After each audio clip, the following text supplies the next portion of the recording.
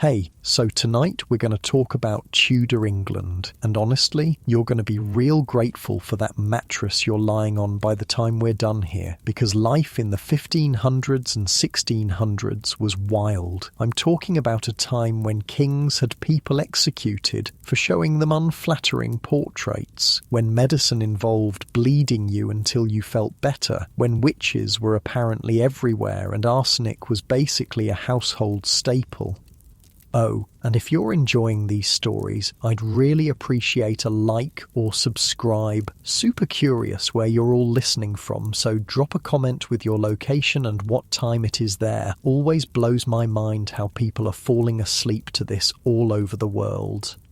Alright, find that cozy spot, take a nice slow breath and just let your body sink into whatever you're lying on. We're heading back to Tudor England. So congratulations, you just woke up in 1530 something.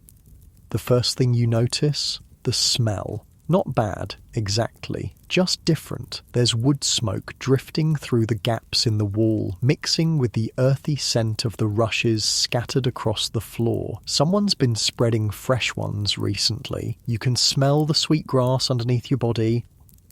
You're lying on what feels like a sack, because that's exactly what it is, a rough linen sack stuffed with straw, laid out on a woven rush mat. The straw crackles softly as you shift, trying to find a more comfortable position. Your body aches, everything aches actually. The cold has a way of settling into your bones here, making every joint feel stiff and reluctant. The linen of your undergarment, they call it a smock, is surprisingly clean against your skin. Someone changed it recently, maybe yesterday. You run your hand over the fabric. It's coarse but not unpleasant, practical, the kind of thing that can be scrubbed clean and hung to dry without falling apart.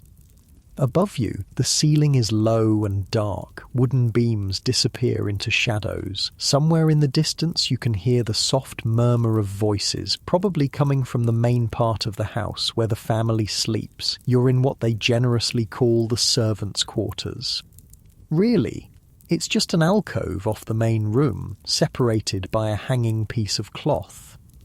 A church bell chimes somewhere across the fields, deep, resonant. The sound rolls over the countryside like a slow wave, reminding everyone that it's time for morning prayers. Soon, you'll hear the cockerels start their daily cacophony, but for now, there's just that single bell calling across the misty fields.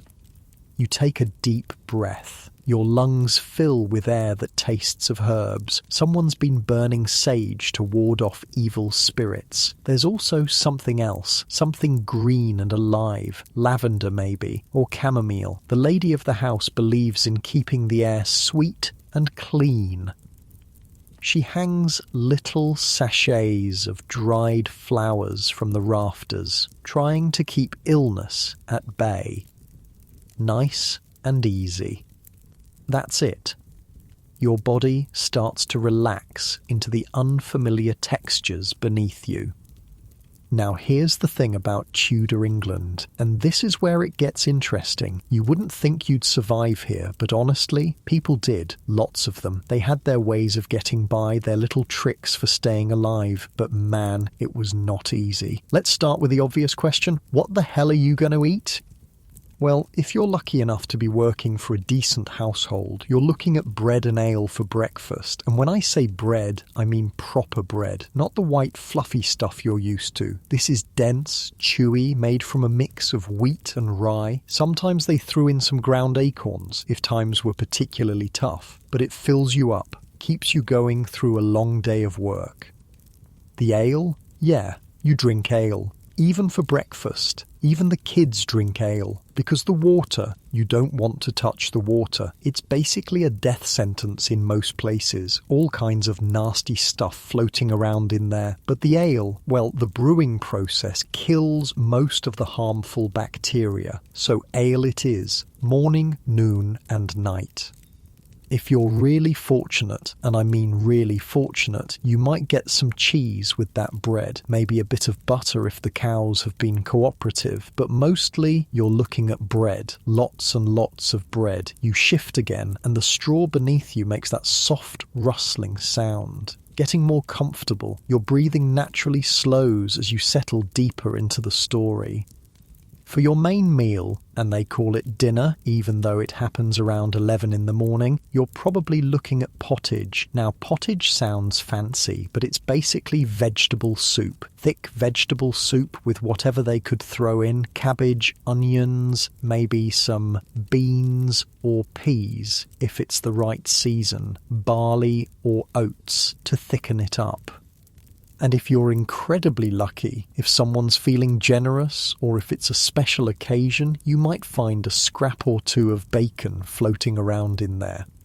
The thing is, this pottage, it's not terrible. When you're working hard all day, when you're genuinely hungry, it tastes pretty good, filling, warm, comforting even. It's just that you're going to be eating a lot of it, like a lot, every day, for months at a time. But here's where Tudor life gets properly interesting. The rich people, they're eating like kings, literally, because some of them are kings. Take Henry VIII. That guy, he's eating whatever he wants, whenever he wants it. Swan, peacock, porpoise. Yeah, porpoise. Apparently that counts as fish, so he can eat it on Fridays when meat is forbidden. The logic there is a bit questionable, but hey, when you're the king, you get to decide what counts as fish. Henry's meals are insane. We're talking about multiple courses, each with a dozen different dishes, roasted meats, elaborate pies, sugary desserts that are basically edible sculptures. The guy's consuming something like 5,000 calories a day, which, considering he's going to end up weighing about 400 pounds, makes sense. But here's the catch, and there's always a catch with Henry. The man's got a temper, like a seriously dangerous temper. A yawn escapes, and you feel your muscles starting to release some of their tension. See, Henry's got this problem. He wants a male heir, desperately, and he's willing to do pretty much anything to get one, including completely changing the religion of his entire country, which, as you can imagine, pisses off quite a few people. So, in 1534, Henry passes what they call the Treason Act, and this thing, it's basically a license to execute anyone who looks at him sideways. You deny that Henry's the head of the church? That's treason. You suggest he might be a bit of a tyrant? Also, treason. You say something that could be interpreted as wishing him harm? Definitely treason. And the punishment for treason? Well, let's just say Henry's not messing around. We're talking about beheading, or if you're really unlucky, hanging, drawing, and quartering, which is exactly as awful as it sounds. Thomas More found this out the hard way. Smart guy, well-respected lawyer, served as Henry's Lord Chancellor, but he refused to acknowledge Henry as head of the church, so in 1535, off with his head. Then there's John Fisher, Bishop of Rochester, another guy who wouldn't bend the knee to Henry's religious revolution. Same year, same fate, beheaded. And here's the really messed up part. Henry eventually has his own wife executed, Anne Boleyn, his second wife, the woman he literally changed the religion of England to marry. By 1536, he's decided he's done with her, so he has her charged with adultery and treason. The evidence? Pretty much non-existent, but that doesn't matter when you're Henry VIII. You can feel your shoulders dropping, releasing tension you didn't even know you were carrying. Now, here's where things get really wild, and this is the story that always gets me. Henry's got this advisor, Thomas Cromwell, started out as the son of a blacksmith, worked his way up to become one of the most powerful men in England. Not bad for a guy from basically nothing. But Cromwell makes one crucial mistake. He arranges a marriage for Henry with a German princess named Anne of Cleves. Now, the thing about marriage in the 1500s, especially royal marriages, is that you don't really know what you're getting into. There's no dating apps, no video calls, you've got painted portraits, and that's about it. So Cromwell looks at this nice portrait of Anne of Cleves, painted by Henry's court artist, and he thinks, perfect, Henry's gonna love her. Except when Anne arrives in England, Henry takes one look at her and decides he's not interested. Now, there are different theories about what went wrong. Some people say Anne looked nothing like her portrait. Others say Henry was having, shall we say, performance issues, and he needed someone to blame. Either way, Henry's not happy, and when Henry's not happy, people die. Poor Cromwell. One day he's the king's most trusted advisor. The next day he's being accused of treason for showing Henry a misleading portrait. In July of 1540, they drag him to the execution block, and according to some accounts, his enemies made sure the executioner was either drunk or incompetent, because it apparently took more than one swing to get the job done. Your breathing is getting deeper now, more relaxed as you settle into this strange and dangerous world. The thing is, this isn't just Henry being randomly violent. Well, okay, it is that. But it's also Henry losing his mind. See, the guy's got some serious health problems. He loves jousting, but he's terrible at it. Gets injured constantly. In 1536, he takes a particularly bad hit that leaves him with a leg wound that never heals properly. Just sits there, festering and stinking and causing him constant pain. And the pain, it changes him, makes him paranoid, suspicious, angry all the time. Plus, he's putting on weight like crazy because he can't exercise anymore. By the end of his life, they say he weighs around 400 pounds and smells so bad from his infected leg that you can detect it from 3 rooms away. So you've got this massive, paranoid, constantly in pain king who's decided that anyone who doesn't agree with him is committing treason. And treason, as we've established, is a capital offence. But here's what's really interesting about Tudor England. It's not just Henry who's dangerous. The whole system is kind of set up to be unpredictable and deadly. Take medicine, for instance. You know what they use to treat basically everything? Bloodletting. The idea is that you've got too much bad blood, so they'll just drain some of it out of you, using leeches or knives or special cups that create suction. And somehow this is supposed to make you feel better. Spoiler alert, it doesn't. Usually makes you worse. Sometimes kills you outright. But hey, it's the best they've got. Oh, and remember that arsenic I mentioned? Yeah, that's not just for killing rats. They also use it as medicine for skin conditions. Sometimes they take it orally, in small doses, supposedly. Queen Elizabeth apparently loves the stuff, uses it in her makeup to get that fashionable pale complexion. There's even a theory that she dies from arsenic poisoning after years of slathering it on her face. You feel yourself sinking deeper into the straw mattress, your body naturally finding a more comfortable position as the story continues. And then there are the just plain weird ways people die in Tudor England.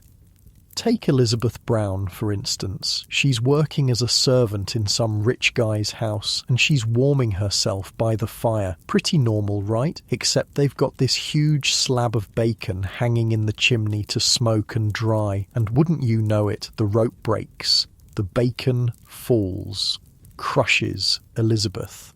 4 days later, she's dead. Death by bacon. That's not something you expect to see on a death certificate. Or there's this other guy, John Townsend. He's working on fixing a clock in a church tower. Now, clocks are pretty new technology in Tudor England, so people are still figuring out how to repair them safely. John's carrying this heavy clock mechanism down from the tower when it slips out of his hands. Falls right onto the head of a kid named William Brett. Kid dies the next day. And these aren't isolated incidents. As more and more people move from the countryside into towns, as new technologies start appearing, there are all sorts of new and creative ways to accidentally die. But perhaps the most common way to die accidentally in Tudor England: poison. Specifically, accidentally eating rat poison instead of food. See, arsenic, which they call ratsbane, is everywhere. Every household's got some. You need it to deal with the rats, and trust me, there are a lot of rats. But the problem is, arsenic often comes in a white powder form that looks an awful lot like flour, or sugar, or any number of cooking ingredients. So, you've got housewives like Barbara Gilbert in Leicestershire, who's making dinner for her family. She reaches for what she thinks is flour, turns out to be ratsbane. She tests the food she's made, quality control, and ends up poisoning herself to death. Or there's this other woman who gets up in the middle of the night to get some beer for her sick husband. Beer, by the way, is often safer to drink than water, so this is actually a caring, responsible thing to do. Except in the dark, she grabs a jug of ratsbane mixed with water instead of beer. Her husband drinks it. Doesn't get better. A comfortable sigh escapes as you shift slightly, settling deeper into the medieval bedding, your muscles relaxing as the story flows around you. And sometimes ratsbane isn't even accidental. Sometimes people use it very much on purpose. Take the unfortunate Sir Thomas Overbury. He's a writer and courtier who ends up in the Tower of London on trumped-up charges. While he's in prison, someone, probably the Countess Frances Howard, starts adding arsenic to his food and drink. Overbury dies, and initially everyone thinks it's natural causes, until they examine his body and find it covered in black spots with his organs basically liquefied. Turns out the Countess was worried that Overbury knew some embarrassing secrets about her, so she decided to solve the problem permanently. A few of the jailers get executed for their role in the plot. The Countess? Well, it pays to be nobility. She gets off scot-free. This is the world you're living in, where a simple mistake in the kitchen can kill you, where the medicine is often more dangerous than the disease, where the king might have you beheaded because he doesn't like your face. But people adapt. They always do. You learn to be careful about what you eat. You learn to keep your opinions about the king to yourself. You learn to change your linen undergarments regularly and rub yourself down with a rough cloth each evening to stay clean. You learn to sleep when the church bells tell you to sleep and wake when they tell you to wake. And speaking of sleep, you've got some interesting challenges ahead of you there too. See, the Tudors believed that sleep is when all the bad spirits come out to play. So before you go to bed each night, you've got to take precautions. Turn your shoes upside down so spirits can't steal them and walk away. Avoid sleeping in moonlight because that's how you go mad. That's where the word lunacy comes from, actually. You also spend time each evening saying prayers and asking for protection from angels throughout the night. It's not just religious superstition, it's practical psychology, taking a few minutes to let go of the stresses of the day, to clear your mind and prepare for rest. And then there's the sleep itself. Tudors don't sleep for 8 straight hours like we do. They sleep in 2 phases. First sleep for a few hours, then they wake up around midnight or 1 in the morning for what they call the quiet time. They'll read by moonlight or pray or have intimate time with their spouse. Then they go back to sleep for a few more hours until dawn. The church bells ring every hour, so you get used to hearing them throughout the night. It becomes part of the rhythm of your life, comforting even. Your breathing naturally slows, becoming deeper and more rhythmic as you imagine settling into that strange medieval rhythm of sleeping and waking. You know what's really wild about Tudor England, though? It's not the violence or the weird medicine or the accidental poisonings. It's how quickly everything can change. One day, you're Thomas Cromwell, the most powerful man in England aside from the king himself. The next day, you're walking to the execution block because you showed Henry a portrait he didn't like. One day, you're a respected bishop, confident in your faith and your position. The next day, you're being burned at the stake because the new queen has decided that Protestants are enemies of the state. One day you're Anne Boleyn, Queen of England, the woman the king moved heaven and earth to marry. The next day you're in the Tower, accused of adultery and treason, waiting for the executioner's sword. That's the thing about Tudor England. It's unpredictable, dangerous, but also kind of fascinating. Because in all this chaos, in all this uncertainty, people still manage to live. They fall in love. They have children. They create art and music and literature. They find ways to be happy. They wake up each morning in their straw-filled sacks. They eat their bread and pottage. They do their work and they go to sleep grateful for another day of survival. And right now, settling deeper into your own comfortable bed, feeling the gentle weight of warm blankets, listening to the soft rhythm of your own breathing, you can appreciate just how far we've come.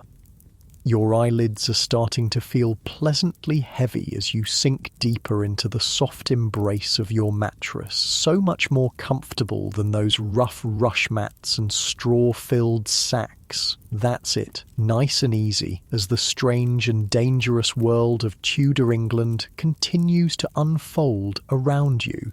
And in that moment of quiet comfort, the church bells chime once across the misty fields, calling the faithful to their morning prayers while you settle deeper still into this journey through history. The bells fade into the morning mist and you're left with the gentle sounds of a household waking up. Somewhere nearby, someone's building up the fire. You can hear the soft scraping of wood against stone, the whisper of breath encouraging flames to catch.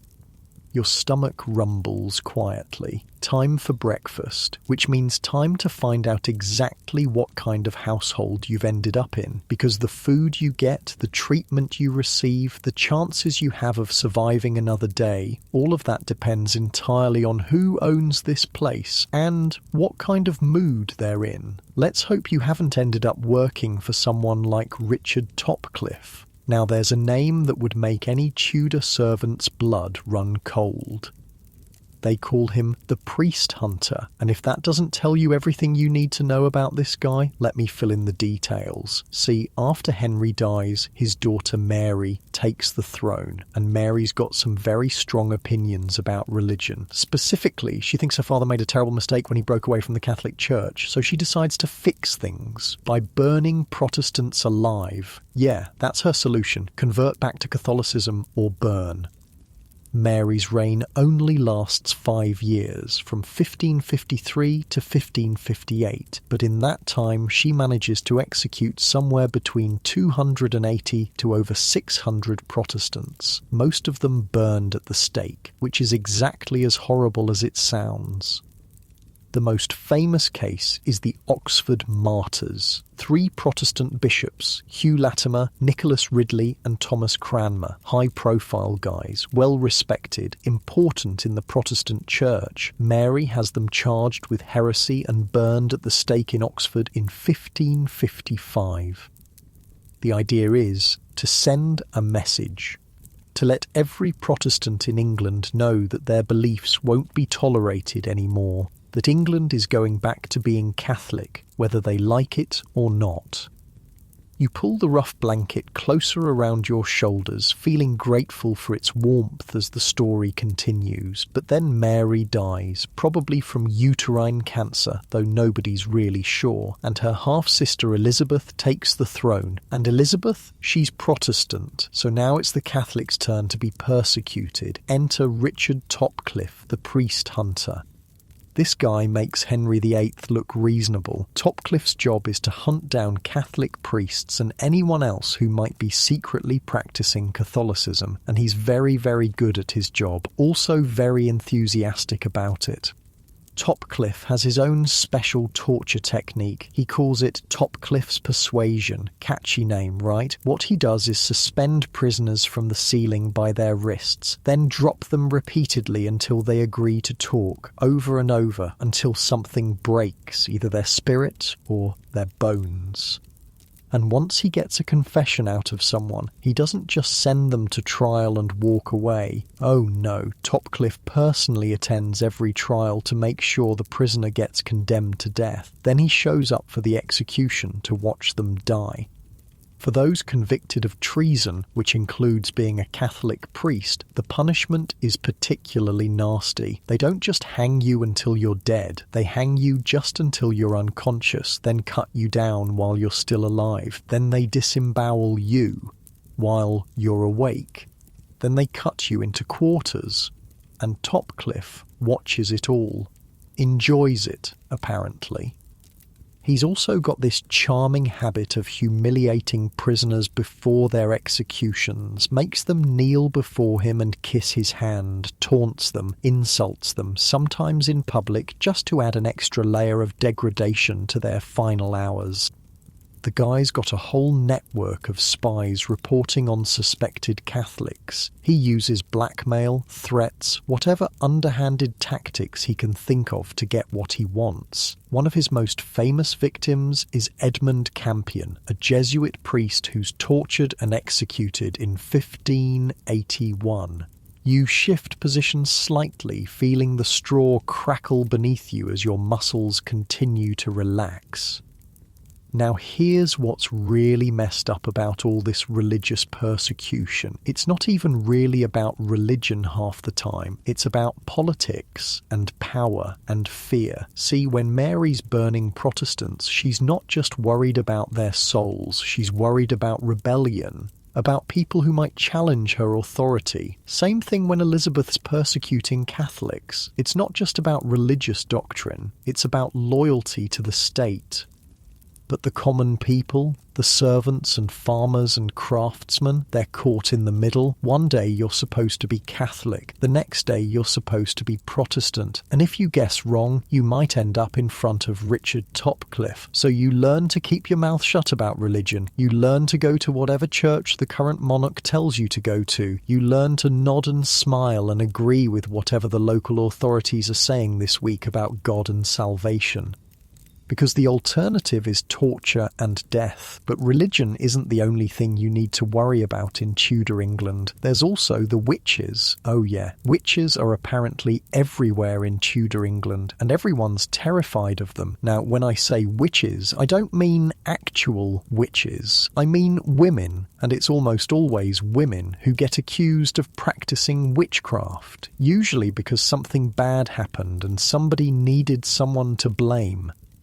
The witch trials in Tudor England are driven by fear and superstition and a healthy dose of mass hysteria, and some of the accusations are absolutely bonkers. Take the Witches of Warboys trial in 1593. 4 women from this little village called Warboys get accused of practicing witchcraft. And what are they accused of exactly? Flying on broomsticks, casting spells on livestock, turning into animals. The main accusers are 2 young girls, Jane Willis and Susan Lathrop, who claim they've been bewitched. They say the witches gave them hallucinations and seizures. They say the witches can transform into dogs and cats. And despite the fact that these accusations are completely insane, the women are found guilty and sentenced to death.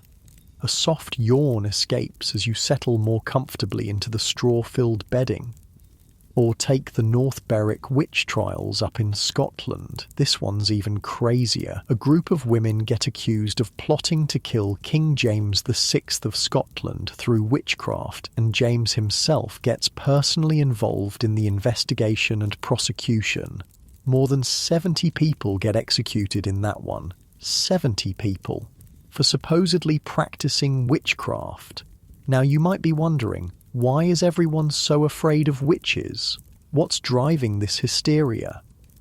Well, part of it is that Tudor England is going through some serious social and economic upheaval. The monasteries are being shut down. Common land that people used to farm is being turned into private property for grazing sheep. People are moving from the countryside to cities. Traditional ways of life are disappearing.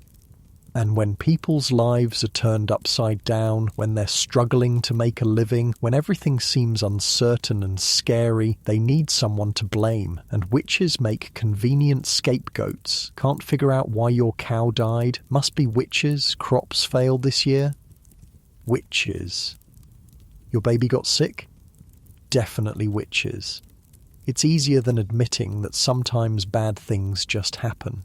That life is hard and unpredictable and nobody's really in control. But here's the thing about surviving in Tudor England. You can't just worry about kings and religious persecution and witch trials. You also have to deal with the everyday stuff, the mundane challenges that can kill you just as dead as a treason charge, like food. We talked about pottage and bread, but let's get into the details of what you're actually eating day after day. If you're working as a servant in a decent household, your typical day goes something like this. You wake up at dawn, no alarm clocks, just the natural rhythm of light and darkness. You eat some bread and ale for breakfast, maybe cheese if you're lucky. Then you work. Hard physical labour. Hauling water, chopping wood, tending animals, working in the fields. By midday, you're starving. So you get your main meal, dinner they call it, even though it's 11 in the morning. This is where the pottage comes in. Big bowl of thick vegetable soup, cabbage, onions, maybe some beans or peas if it's the right season, barley or oats to bulk it up. And if it's been a good week, if the household's feeling generous, you might find some scraps of bacon or salted beef floating around in there. Your breathing naturally slows and deepens as you imagine the warmth of that simple meal. The thing is, this pottage isn't terrible. When you're genuinely hungry, when you've been working hard all morning, it tastes pretty good. Filling, warm, satisfying even, but it's also incredibly repetitive. You're eating basically the same thing every day, with slight variations depending on what vegetables are in season, and whether anyone's managed to catch some fish or trap a rabbit. If you're really fortunate, if you're working for a prosperous household, you might get some variety. Maybe some apples or pears when they're in season, perhaps some nuts in the autumn, occasionally some fresh fish if someone's been to market, but mostly it's bread and pottage, day after day, week after week. Now, if you're rich, if you're nobility or successful merchants, you're eating like royalty, literally multiple courses with dozens of different dishes, roasted meats, elaborate pies, sugary desserts, imported spices from halfway around the world, wine from France, exotic fruits that cost more than most people make in a month. But here's the catch. Even if you're rich, even if you can afford the finest foods, you're still at risk because Tudor food preparation is basically a game of Russian roulette. Remember that arsenic we talked about? It's not just used for killing rats and treating skin conditions. It's also accidentally mixed into food on a regular basis because it looks like flour or sugar or any number of cooking ingredients. And it's not just arsenic you need to worry about. Food spoilage is a constant problem. No refrigeration, remember? So meat and fish go bad quickly, and sometimes people eat it anyway because they can't afford to waste food. Plus, the cooking methods are pretty primitive. Everything's done over an open fire. It's easy to undercook meat, which can make you sick, or overcook it, which makes it tough and unappetizing, but at least won't kill you. You feel your muscles loosening, tension melting away as you sink deeper into the rustic bedding. And then there's the hygiene situation, which is actually better than you might expect, but still pretty challenging by modern standards. Contrary to popular belief, Tudors do care about being clean. They just go about it differently than we do. Most people don't take baths regularly, partly because it's a lot of work to heat that much water, and partly because they believe bathing too often might be unhealthy. But they do change their linen undergarments frequently. Remember that smock I mentioned? That's your first line of defense against dirt and body odor. You've got 2 or 3 of them and you rotate them regularly. One to wear, one in the wash, and maybe a good one for Sundays. You also do what they call a rub down each evening. Take a rough linen cloth and scrub yourself all over. The linen absorbs sweat and dirt, and the rough texture helps remove dead skin. It's surprisingly effective. The wealthy can afford to be even cleaner. They've got perfumed soaps, scented waters, even some primitive toothpaste made from herbs and spices. Queen Elizabeth reportedly washes her hands in perfume. Henry VIII is considered a hygiene freak by the standards of his time. But for everyone else, cleanliness is a constant challenge. You're working hard, sweating, getting dirty. Your clothes get filthy and take time to clean properly. You're living in close quarters with other people and animals. And speaking of animals, they're everywhere. Chickens wandering around the house, pigs in the yard, horses and oxen for heavy work, dogs and cats to control vermin. Which brings us to another charming aspect of Tudor life, the smells. We've got wood smoke, which is actually pleasant. The smell of cooking food, which can be enticing when you're hungry. Fresh herbs hanging from the rafters, maybe some lavender or chamomile. But we've also got animal smells, human body odour, the contents of chamber pots, rotting food scraps, the general funk of people living in close quarters without modern sanitation. In towns and cities, it's even worse. People are literally throwing their waste into the streets. Butchers are slaughtering animals and letting the blood run into gutters. Tanners are processing leather using urine and animal feces. The smell of a Tudor city is basically indescribable, overwhelming, something you either get used to or it drives you crazy. A comfortable sigh escapes as you adjust your position, settling deeper into the medieval world. And yet people adapt, they always do. You learn to breathe through your mouth when walking past the worst areas. You learn to appreciate the sweet smell of fresh herbs and flowers. You learn to associate certain smells with home and comfort and safety. You learn to find pleasure in simple things. The smell of bread baking, the sound of church bells, the warmth of a fire on a cold morning, the taste of ale after a long day of work. Because that's what survival looks like in Tudor England. Not grand gestures or heroic acts, just getting through each day, finding small moments of comfort and joy in a world that's often harsh and unpredictable. And right now, lying in your own comfortable bed, you can appreciate just how much easier your life is. You don't have to worry about accidentally eating rat poison. You don't have to worry about being executed for your religious beliefs. You don't have to work from dawn to dusk just to earn enough food to survive another day. You can just lie there, warm and safe, letting your body relax completely as the story of Tudor England continues to unfold around you. Your muscles are completely loose now, you're breathing slow and steady. The rough straw beneath you seems almost comfortable, the woolen blanket warm against your skin. Somewhere in the distance, another church bell chimes, marking the passage of time in this strange and fascinating world. But even as you settle deeper into this historical journey, as your body finds that perfect position of complete relaxation, there's still so much more to discover about life in Tudor England. The daily struggles and small victories, the ways people found to be happy despite everything. The human connections that made survival not just possible, but meaningful. Nice and easy. that's it, as you sink deeper into the comfort of your modern bed, so grateful for its softness while the Tudor world continues around you and the gentle rhythm of your breathing matches the steady chiming of those distant church bells across the misty English countryside.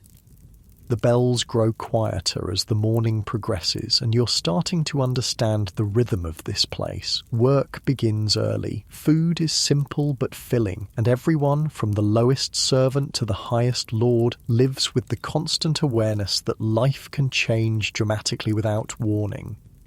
You stretch slightly, feeling the straw shift beneath you, and realise that despite everything we've talked about, the executions, the poisonings, the religious persecution, people in Tudor England still manage to find ways to enjoy themselves. They still fall in love, they still celebrate, they still find reasons to laugh. Take their feasts, for instance. When Tudors throw a party, they really throw a party.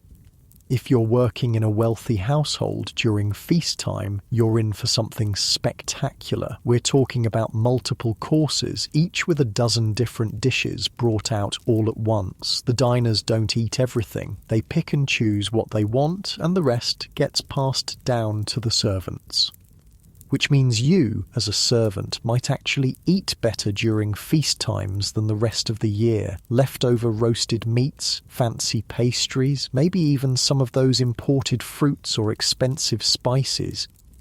The Field of Cloth of Gold in 1520 is a perfect example of Tudor excess. Henry VIII decides to have a summit meeting with the French king, Francis I, and they don't just meet in some castle or palace, they create an entire temporary city with golden tents, elaborate pavilions, fountains flowing with wine. The food at this thing is absolutely insane. Gilded swans and peacocks, candied orange peels, pears in wine, fruit jellies, something called hippocras, which is basically spiced wine, gingerbread shaped like castles and animals, and get this, they serve porpoise and dolphin. Because apparently if it lives in water, it counts as fish, so you can eat it on religious fasting days. Your breathing continues to slow and deepen as you imagine the spectacle of such a feast. But even for ordinary people, even for servants and farmers and craftsmen, there are still celebrations, harvest festivals, wedding feasts, religious holidays, and the thing about Tudor celebrations is that they're communal. Everyone participates. The whole household, from the lord and lady down to the scullery maids, joins in the festivities. Social hierarchies don't disappear, but they become more relaxed.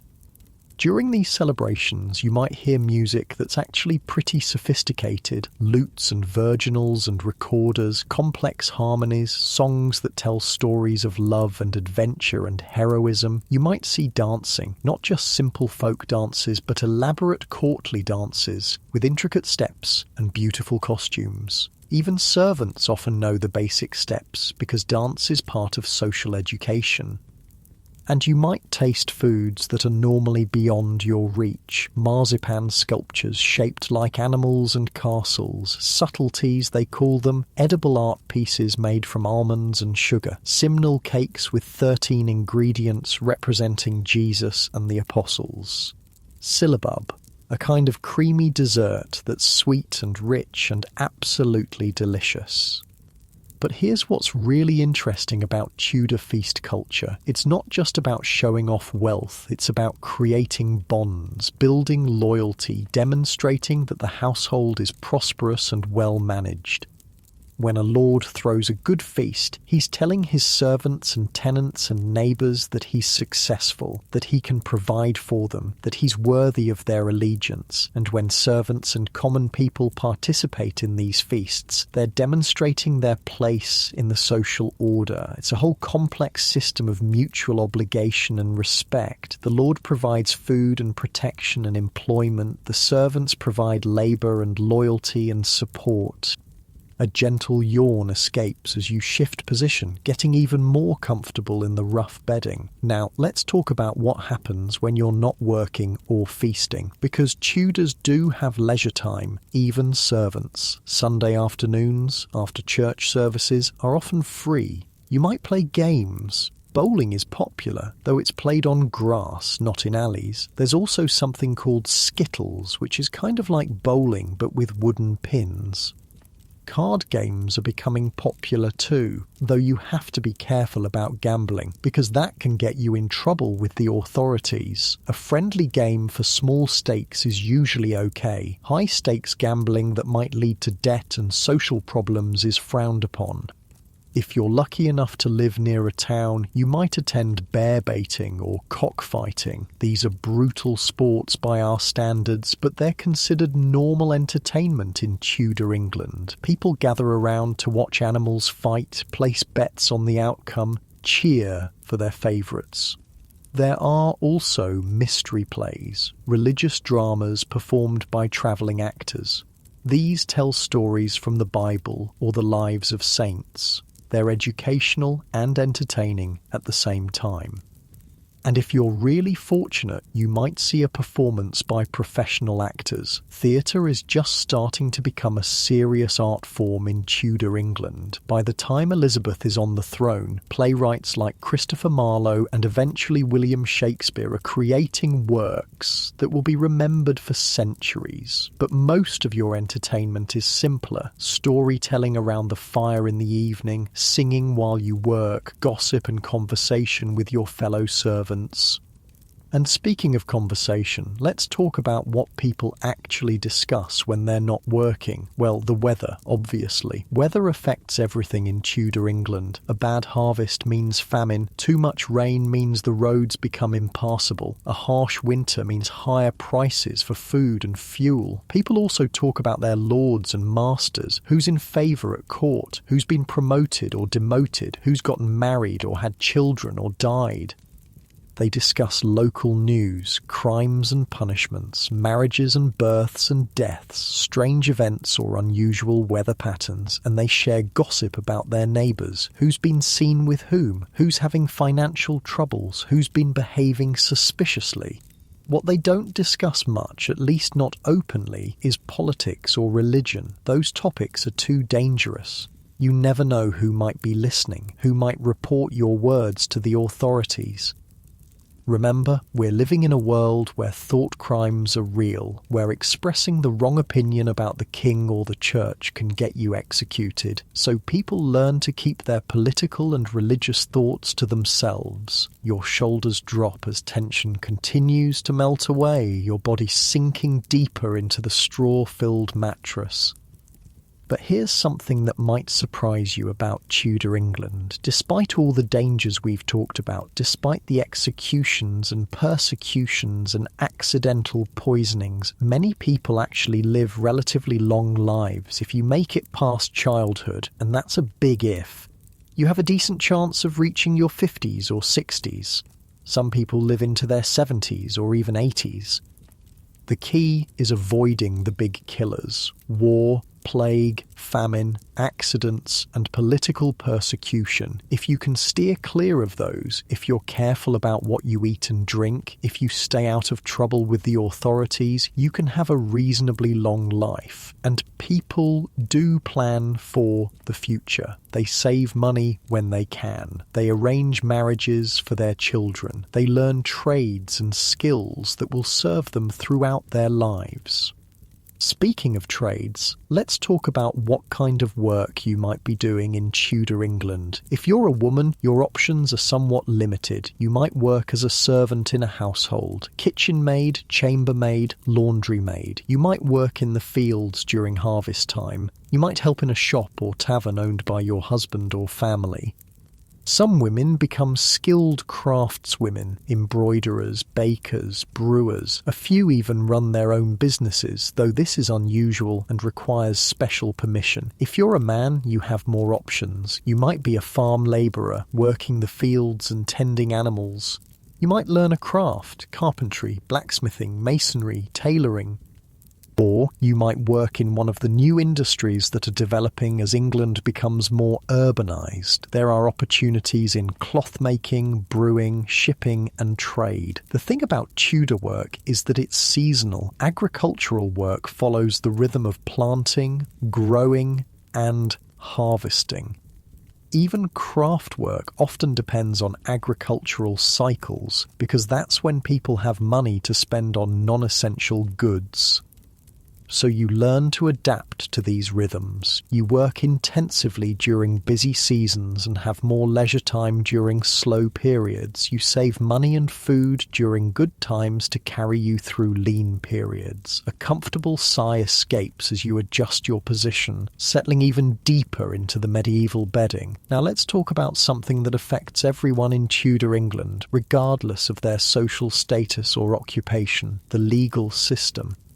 Tudor law is, well, it's complicated and often pretty harsh. For minor crimes, theft of small amounts, public drunkenness, petty assault, you might face punishment in the stocks. This means being locked in a wooden frame in the town square while people throw rotten vegetables at you. Humiliating, but not permanently damaging. For more serious crimes, major theft, fraud, assault with a weapon, you're looking at whipping, branding, or having body parts cut off. Thieves might lose a hand. People who spread false information might have their ears cut off. And for the most serious crimes, murder, rape, treason, heresy, the punishment is death. Usually by hanging, though nobles sometimes get the privilege of beheading, which is considered more dignified and less painful. The thing about Tudor justice is that it's often arbitrary. Your punishment depends not just on what you did, but on who you are, who you know, and what kind of mood the judge is in. If you're a servant accused of stealing from your master, you're probably doomed. The word of a gentleman carries more weight than the word of a servant, so unless you have very strong evidence in your favour, you're likely to be convicted. But if you're accused of the same crime by someone of equal or lower social status, you might have a chance, especially if you can find witnesses to testify on your behalf, or if you have a good reputation in the community. The key to surviving the Tudor legal system is staying out of it entirely. Don't steal, obviously. Don't get into fights. Don't spread gossip that might be considered seditious. Keep your nose clean and hope that nobody decides to make false accusations against you. But even if you follow all the rules, even if you're a model citizen, you're still vulnerable, because Tudor England is a place where powerful people can destroy you on a whim. Remember Thomas Cromwell? He followed all the rules. He served his king faithfully. He accumulated wealth and power through legal means. And then one day, Henry decided he didn't like him anymore, and that was the end of Thomas Cromwell. Your breathing becomes even more relaxed as you contemplate the precarious nature of Tudor life. This uncertainty, this constant awareness that your fate is largely out of your control, affects how people think about life and death. Tudors are much more accepting of death than we are. They see it as a natural part of life, something that can happen at any time to anyone. They don't expect to live to old age. They don't assume that medical treatment will save them from serious illness. This might sound depressing, but it actually creates a different kind of wisdom. People focus on the present moment. They appreciate simple pleasures. They value relationships and community connections. They also develop a kind of practical spirituality. Whether they're Catholic or Protestant, most Tudors believe that God is actively involved in their daily lives. They pray for protection, for guidance, for basic needs like food and shelter. This belief system helps them cope with uncertainty. When bad things happen, when crops fail, or children die, or wars break out, they don't see it as random bad luck. They see it as part of God's plan, something that has meaning even if they can't understand it. And when good things happen, when they find love or achieve success or simply survive another day, they're genuinely grateful. They don't take these things for granted. Now, let's talk about love and marriage in Tudor England, because despite everything we've discussed, people still fall in love. They still want companionship and intimacy and family, but Tudor marriage is very different from modern marriage. It's primarily an economic arrangement. Families negotiate marriages to improve their social status, increase their wealth, or form political alliances. Love is considered a nice bonus, but it's not essential. The expectation is that couples will learn to care for each other over time through shared experiences and mutual support. That said, some people do marry for love, especially among the lower classes, where there's less money and property at stake. A servant or craftsman might choose his own wife as long as his master or employer approves. And even in arranged marriages, many couples do develop genuine affection for each other. They learn to appreciate each other's qualities. They work together to build a household and raise children. They support each other through difficult times. Your muscles continue to loosen as you imagine the warmth and comfort of human connection in this harsh world.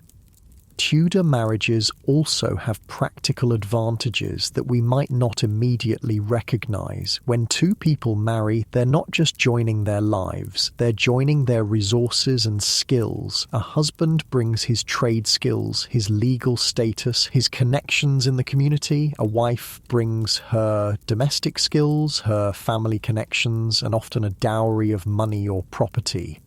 Together, they can achieve things that neither could accomplish alone. They can afford better housing, save more money, weather economic downturns, and provide for their children. Children, of course, are both a blessing and a responsibility in Tudor England. They represent the future of the family, the continuation of the bloodline, and eventually a source of support in old age. But raising children is also expensive and risky. Child mortality rates are high. Many children don't survive to adulthood, and even healthy children require food, clothing, and care that can strain a family's resources.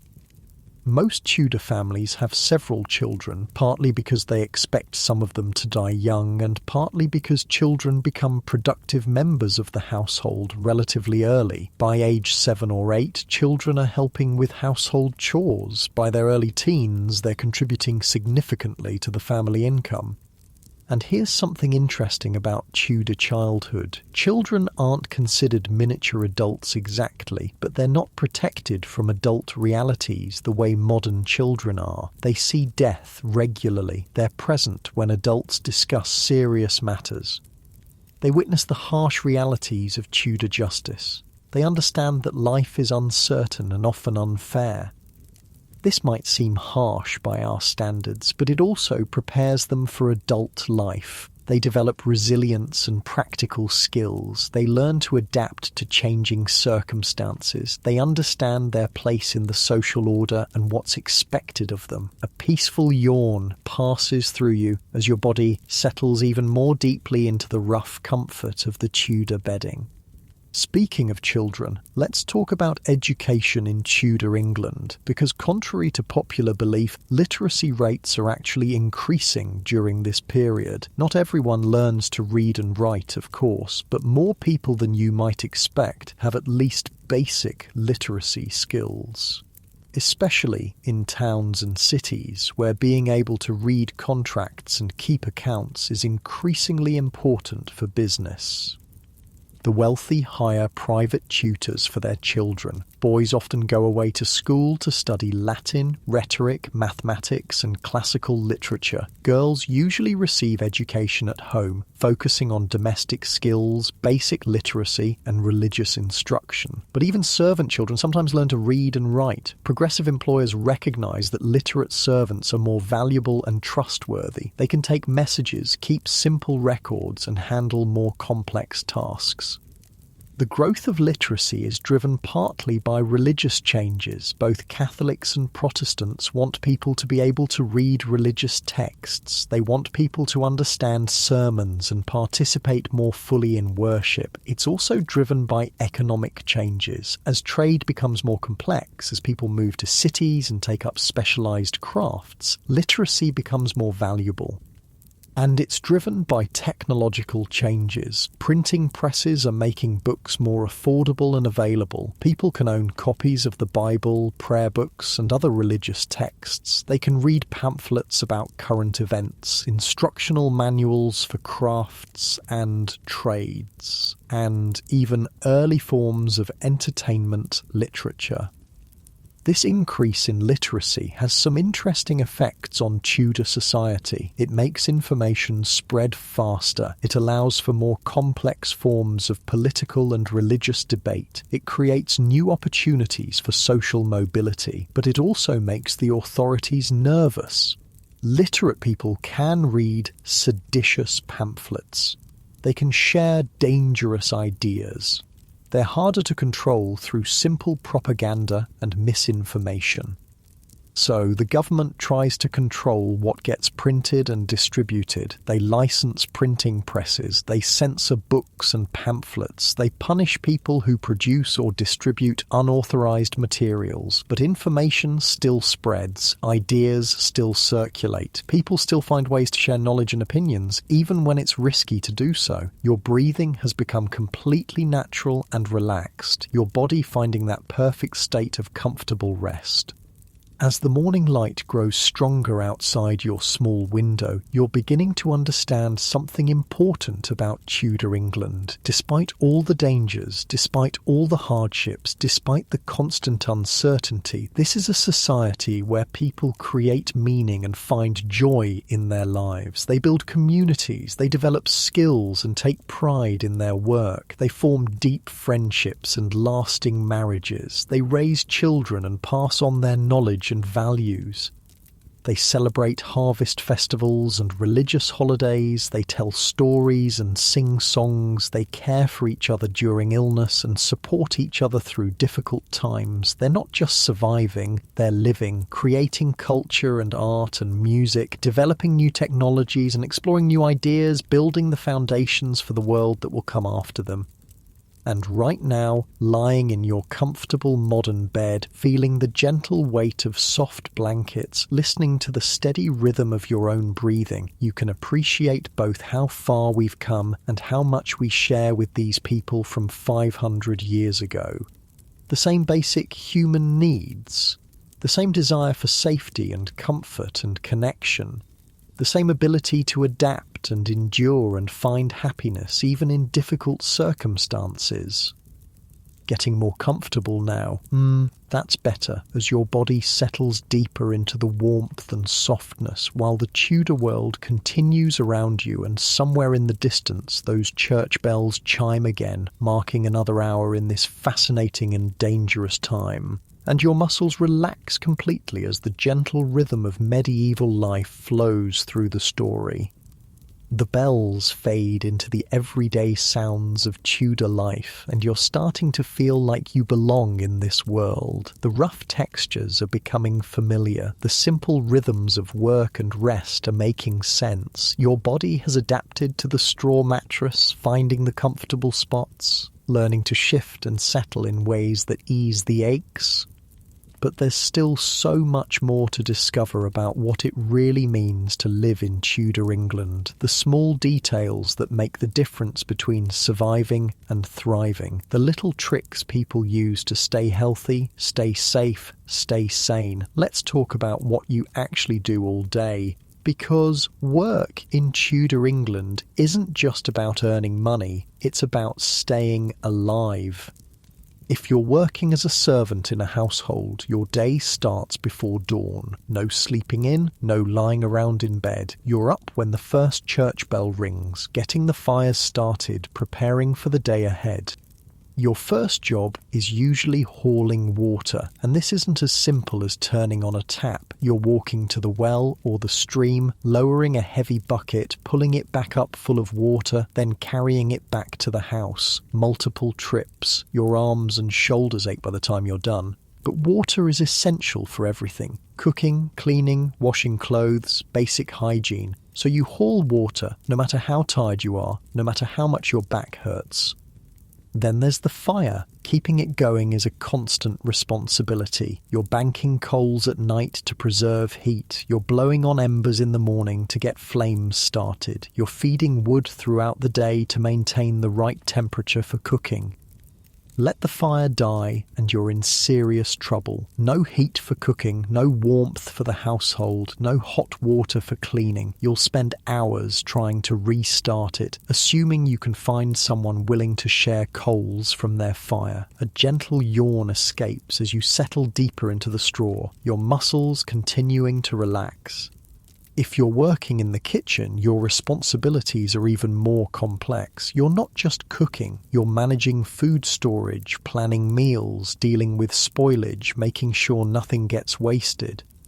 Remember, there's no refrigeration, so you're constantly making decisions about what to cook first, what can wait, what needs to be preserved or thrown away. A piece of meat that's been sitting too long might still be edible if you cook it thoroughly, but it might also kill someone if you guess wrong. You're also dealing with seasonal variations in food availability. Spring is often the hardest time because last year's preserved foods are running low and this year's crops haven't matured yet. You learn to stretch ingredients to make a little bit of meat, feed a lot of people, to create filling meals from whatever's available. And you're constantly dealing with vermin. Rats and mice are everywhere, trying to get into the grain stores, the preserved meats, anything edible. You set traps, you use cats to control them, you store food in containers they can't chew through, but they're persistent and they carry disease, so it's an ongoing battle.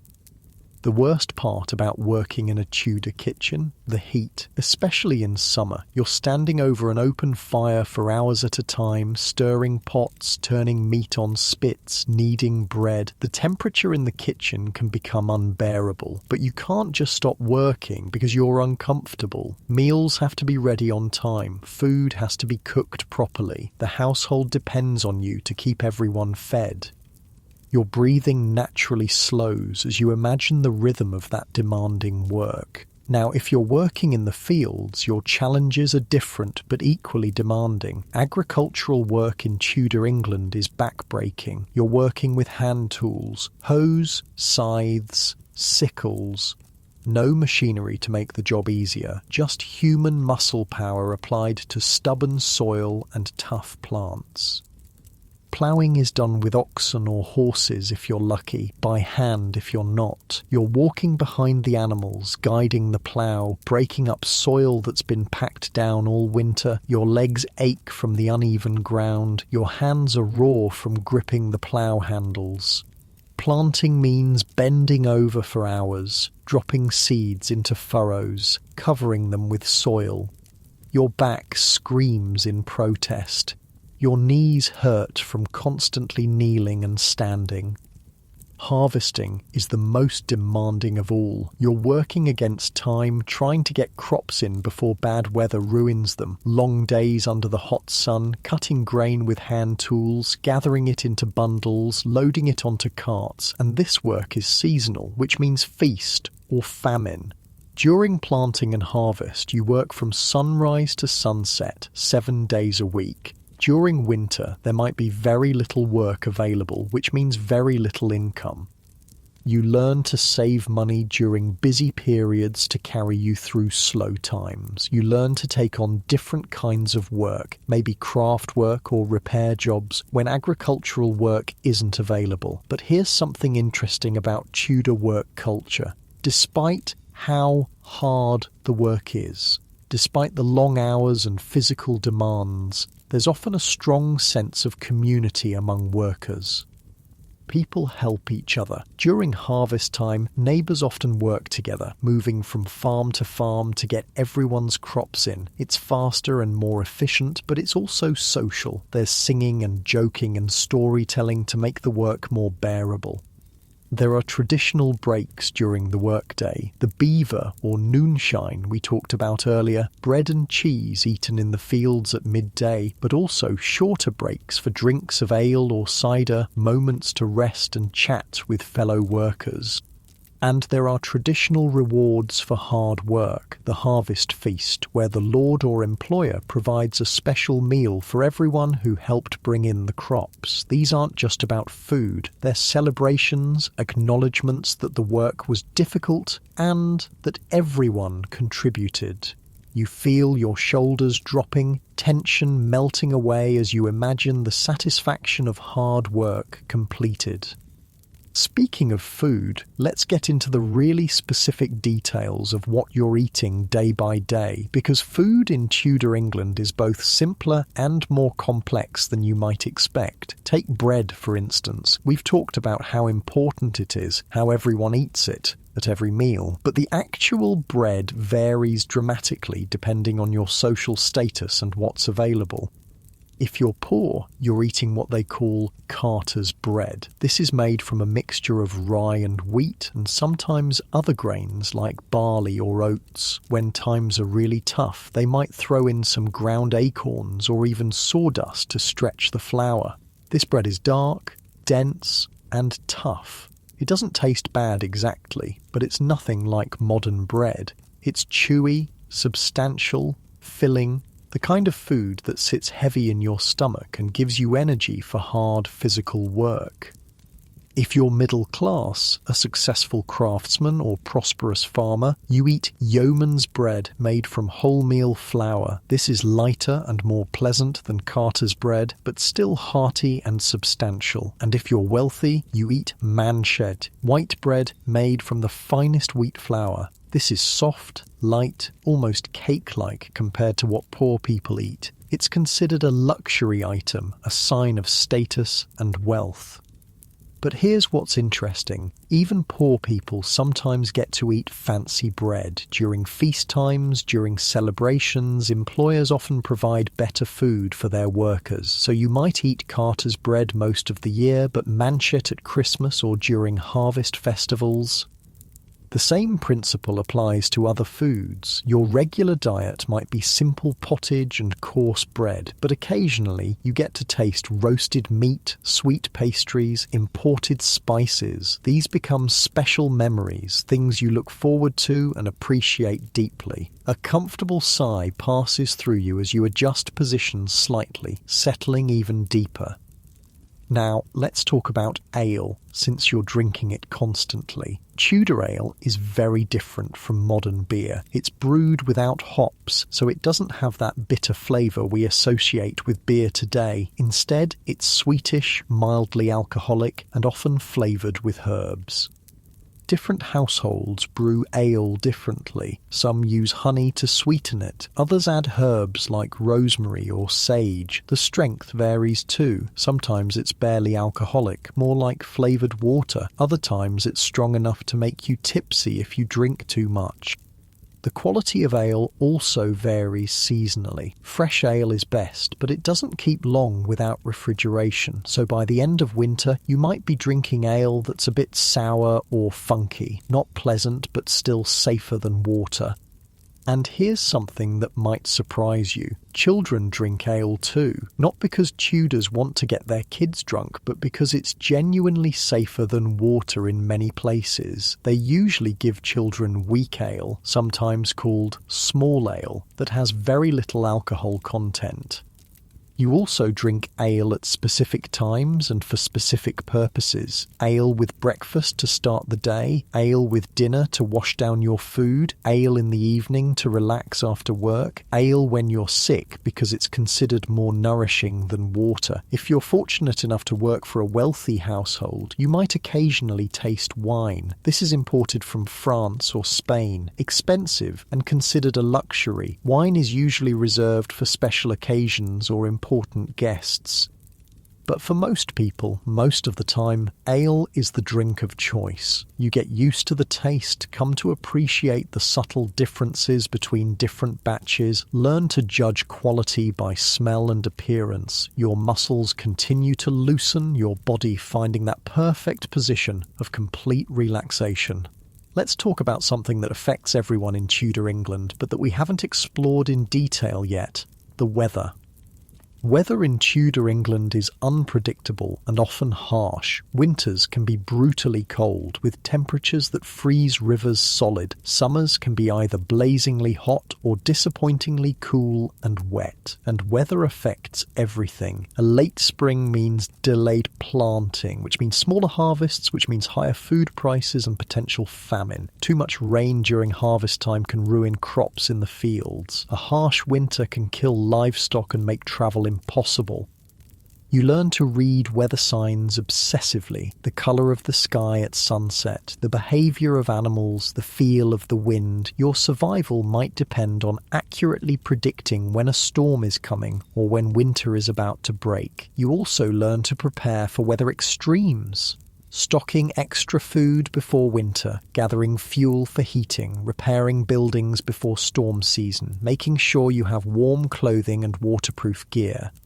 And you learn to endure weather that would seem unbearable by modern standards. Working in fields during summer heat that makes you dizzy. Hauling water when your hands are so cold you can barely grip the bucket. Walking miles in rain that soaks through every layer of clothing.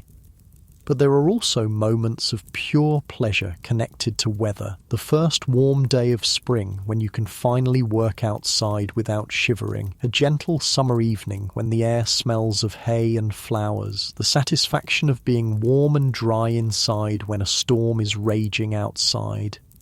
Actually, let's pause on that last one for a moment, because the contrast between being outside in harsh weather and being inside where it's warm and dry is something Tudors appreciate in a way we might not fully understand. When you come inside after hours of working in cold rain, the warmth of the fire feels miraculous. When you sit down to a bowl of hot pottage after a long cold day, it tastes like the most delicious food in the world. These simple pleasures, warmth, dryness, hot food, a place to rest, become sources of genuine joy. Not just relief, but actual happiness, getting even more comfortable now. Your breathing naturally matching the gentle rhythm of the story. Speaking of simple pleasures, let's talk about the social aspects of Tudor life that make survival not just possible, but meaningful.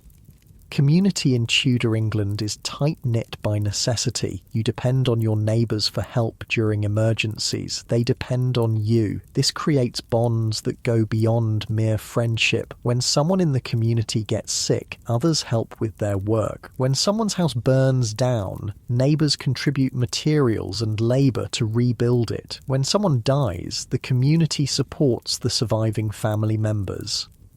This isn't just charity, it's mutual insurance. You help others because you know that someday you'll need their help, and this system works because everyone understands their role and responsibilities. There are also informal networks of information and support. Women gathering to do laundry together, sharing news and gossip, men working together in the fields, discussing crops and weather and local politics, children playing together, forming friendships that will last throughout their lives. These social connections make the hardships of Tudor life more bearable. When you're exhausted from work, you have friends to talk to. When you're worried about the future, you have people who understand your concerns. When you achieve something good, you have a community to celebrate with. And celebration is important in Tudor culture, not just the big feast days, but smaller celebrations too. The completion of a difficult project, a successful harvest, a wedding or birth, any excuse to gather together, share food and drink, tell stories, sing songs. Music is everywhere in Tudor life. Work songs to make labour more bearable, drinking songs for taverns and celebrations, religious songs for church services, love songs for courting and marriage.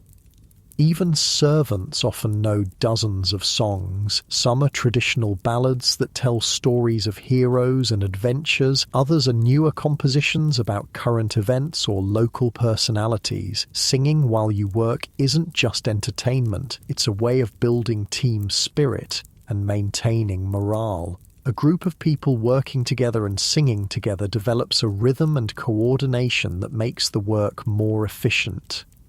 You feel your body completely relaxed now, sinking into the medieval bedding as if you truly belong in this time and place. And speaking of belonging, let's talk about how people in Tudor England think about their place in the world. Social hierarchy is rigid, but it's also clearly defined. Everyone knows their status and what's expected of them. Servants know they're supposed to obey their masters. Masters know they're supposed to provide for their servants. Lords know they're supposed to protect their tenants. Tenants know they're supposed to support their lords. This might seem restrictive by modern standards, but it also provides security and stability. You know where you stand, you know what your rights and responsibilities are, you know who you can turn to for help and who you're obligated to help in return. Social mobility is limited but not impossible. A skilled craftsman can become prosperous and respected. A clever servant can earn the trust and favour of wealthy employers. A successful merchant can buy land and eventually achieve gentry status. But most people don't expect dramatic changes in their social status. They focus on doing their current job well, building good relationships within their community, and providing for their families. This creates a different kind of ambition than we might recognize today. Instead of trying to climb the social ladder, people focus on becoming the best version of themselves within their current circumstances. A blacksmith takes pride in his craftsmanship, in creating tools and weapons that are both beautiful and functional. A cook takes pride in managing a household kitchen efficiently, in creating satisfying meals from simple ingredients. A farmer takes pride in understanding his land, in coaxing good harvests from difficult soil. This focus on excellence within your assigned role creates deep satisfaction and meaning. You're not just working to survive, you're contributing to your community, using your skills to help others, participating in something larger than yourself. Your breathing has become completely natural and peaceful, your body utterly comfortable despite the rough textures of the Tudor bedding. As the day progresses and the light outside your small window grows brighter, you're beginning to understand that Tudor England, for all its harshness and uncertainty, is also a place where people find genuine happiness and meaning. They build lasting relationships. They develop skills and take pride in their work. They create art and music and literature. They raise children and pass on their knowledge and values. They celebrate life's good moments and support each other through difficult times. They find ways to laugh and love and hope, even when circumstances are challenging. And they do all of this while dealing with dangers and hardships that would seem overwhelming by modern standards. They face the constant possibility of disease, famine, war, and political persecution. They work harder and longer than most people do today. They live with uncertainty and insecurity that we can barely imagine. Yet they persist. They thrive. They create communities and cultures that will influence the world for centuries to come. Right now, lying in your comfortable modern bed, feeling the softness of real mattresses and clean sheets, you can appreciate both how much easier your life is and how much you share with these people from 500 years ago. The same basic human needs for safety, comfort, connection, and meaning, the same capacity for resilience and adaptation, the same ability to find joy and beauty even in difficult circumstances. Nice and easy, that's it, as you sink deeper into the warmth and comfort of your modern bedding, so much softer than those straw-filled sacks, while the Tudor world continues around you and your muscles relax completely as you settle into this perfect position, and somewhere in the distance another church bell chimes across the English countryside, marking the steady passage of time in this fascinating and dangerous era. The church bells grow softer now, more distant, as if the Tudor world is gently fading around the edges. You've been lying here for what feels like hours, your body completely adapted to the rough textures of medieval life, your breathing slow and natural, your mind drifting peacefully through this strange and fascinating time. As the afternoon light filters through your small window, you realise that you've learned something important about Tudor England, something that goes beyond the executions and persecutions, beyond the harsh working conditions and primitive medicine. You've learned that people then, just like people now, found ways to make meaning from their lives. They created beauty in small things. They built relationships that sustained them through hardship. They developed wisdom about what truly matters.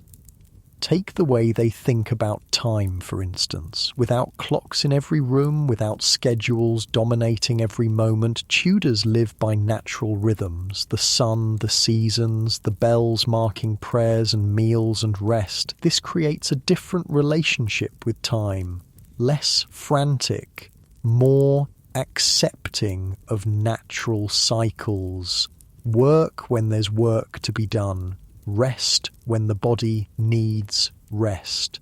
Celebrate when there's reason to celebrate. Your eyelids are starting to feel pleasantly heavy as you imagine this gentler way of being in the world. You're beginning to understand that despite all the dangers we've discussed, despite all the hardships, Tudor England is also a place of profound human connections. People who depend on each other for survival develop bonds that go deeper than casual friendship. The servant who shares her meagre portion of food with a sick colleague, the craftsman who teaches his skills to a young apprentice, knowing that knowledge is the greatest gift he can give, the neighbour who sits through the night with a dying friend, offering comfort in the final hours. These acts of kindness and connection happen constantly in Tudor England, not because life is easy, but because life is hard. When survival is uncertain, when death is always present, people learn to appreciate each other in ways that we might have forgotten. And there's wisdom in this, a kind of practical spirituality that emerges from living close to the edge. When you can't take tomorrow for granted, you pay attention to today. When you can't control much of what happens to you, you focus on how you respond. Tudors develop a deep appreciation for simple pleasures. The warmth of a fire after a cold day, the taste of fresh bread when you're truly hungry, the sound of laughter after a period of worry, the feeling of clean clothes against your skin. These aren't just minor comforts, they're sources of genuine joy, because when your baseline is discomfort and uncertainty, relief feels miraculous. Your breathing grows deeper and more relaxed as you sink further into the straw mattress, your body completely at peace. As evening approaches in the Tudor world around you, you can hear the household settling into its nighttime routines. Somewhere nearby, someone is banking the fires, covering coals with ash to preserve them through the night. You can hear the soft murmur of prayers being said, people asking for protection through the dark hours. There's something deeply comforting about these evening rituals, the way everyone participates in preparing for rest, the way the household becomes quieter, more peaceful as daylight fades. You remember what we learned about Tudor sleep, how they believed in 2 sleeps with a quiet time in the middle of the night for reading, praying, or intimate conversation, how they took precautions against evil spirits, turning shoes upside down and hanging herbs from the rafters. But mostly, you remember how they approached sleep as a time of healing and restoration, when the natural and supernatural worlds came together, when the body could repair itself and the soul could find peace. And lying here now in your own comfortable bed, you can feel that same sense of restoration beginning. Your muscles completely relaxed, your breathing slow and steady, your mind drifting peacefully through memories of this strange and wonderful time.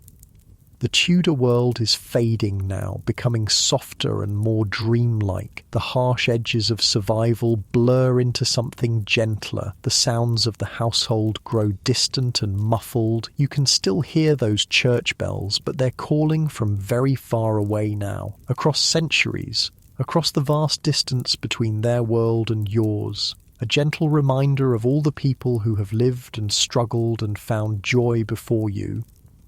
Your eyelids are growing heavier now, naturally wanting to close as the story draws toward its peaceful conclusion. Think about what you've learned tonight, about resilience, about community, about finding meaning and beauty even in difficult circumstances, about the deep human capacity to adapt and endure and create something worthwhile from whatever life offers.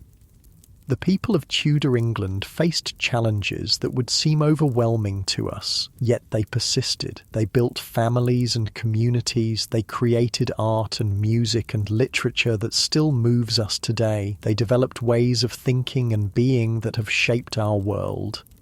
And they did all of this while living with uncertainty and hardship that we can barely imagine. They found ways to be happy, to love deeply, to take pride in their work, to support each other through everything life threw at them. There's something profoundly inspiring about this. Something that speaks to the best parts of human nature, the parts that don't give up, the parts that find light in darkness and hope in despair.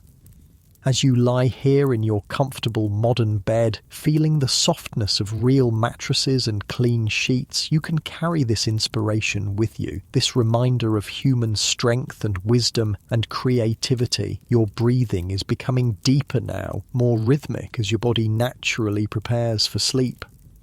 The Tudor world is dissolving around you like morning mist. The rough textures of straw and wool fade into the gentle embrace of your modern bedding. The sounds of medieval life give way to the quiet peace of your own room. But the lessons remain. The understanding that people throughout history have faced their challenges with courage and grace, that communities support each other through difficult times, that simple pleasures can be sources of profound joy.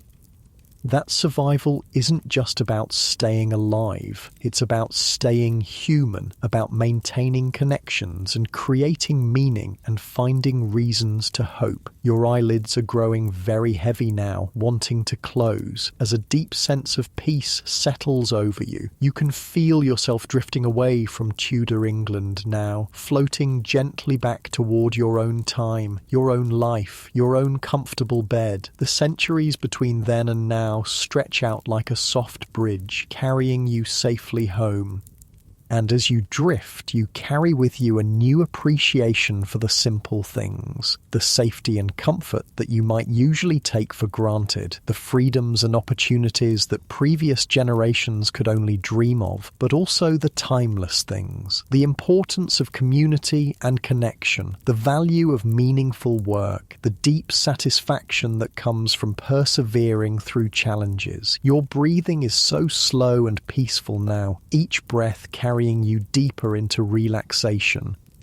The straw mattress beneath you transforms gradually into your own soft bed. The rough woolen blanket becomes your own warm covers. The small Tudor window opens into the safety and comfort of your own room. Your home now, safe and warm and completely relaxed. The Tudor world was real, and the lessons you've learned there are real, but now you can simply rest.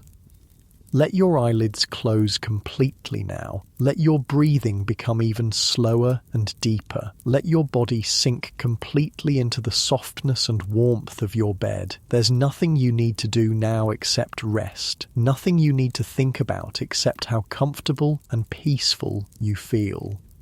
Nothing you need to worry about except allowing yourself to drift gently into sleep.